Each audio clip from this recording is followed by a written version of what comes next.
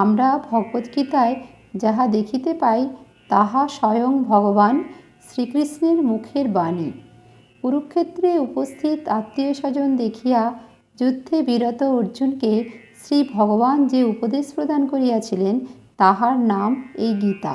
সঞ্জয় ব্যাসদেব কর্তৃক দিব্যদৃষ্টি লাভ করিয়া তাহার প্রাসাদে বসিয়াই ধৃতরাষ্ট্রকে যাহা বলিয়াছিলেন তাহা 18টি অধ্যায়ে প্রকাশিত হইয়াছে। ভগবদ্গীতার প্রথম অধ্যায়ের তত্ত্বসার। অর্জুন বিষাদ যোগ। প্রথম অধ্যায়ে অর্থাৎ গীতার সূচনায় যে ঘটনা ঘটিয়াছিল তাহা প্রকাশ করিতেছি।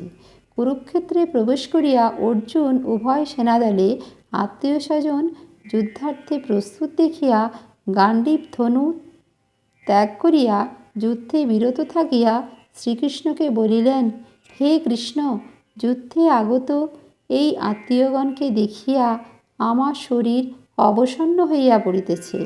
আমি কিছুতেই এ যুদ্ধ করিতে পারিব না। যদি এইভাবে যুদ্ধ করিয়া জয়লাভ করি তাহাতে কী লাভ? কুলক্ষয় করা পাপ। তাই তোমায় আমি মিনতি করিতেছি, আমায় এই পাপ কার্যে নিয়োজিত করিও না। ভগবদ্গীতার দ্বিতীয় অধ্যায়ের তত্ত্বসার। সাংখ্যযোগ। তখন ভগবান শ্রীকৃষ্ণ বিষাদগ্রস্ত অর্জুনকে পাপ পুণ্য, কর্তব্য অকর্তব্যের নিগূঢ় তত্ত্বকথা বুঝাইতে লাগিলেন এবং বলিলেন, তুমি যাহা বলিতেছ তাহা অতি সত্য। যুদ্ধ করিতে হইলে উভয় পক্ষেরই মৃত্যু হইবে, তাহাতে কোনো ভুল নাই। কিন্তু এই মৃত্যু কাহাকে বলে? মানুষ প্রথমে জন্ম লয় শিশুরূপে, ক্রমে তাহা শৈশব, কৈশোর, যৌবন অতীত হইয়া বার্ধক্যে উপনীত হয়। ঐরূপে মৃত্যু মনুষ্যের আরেক পর্যায়।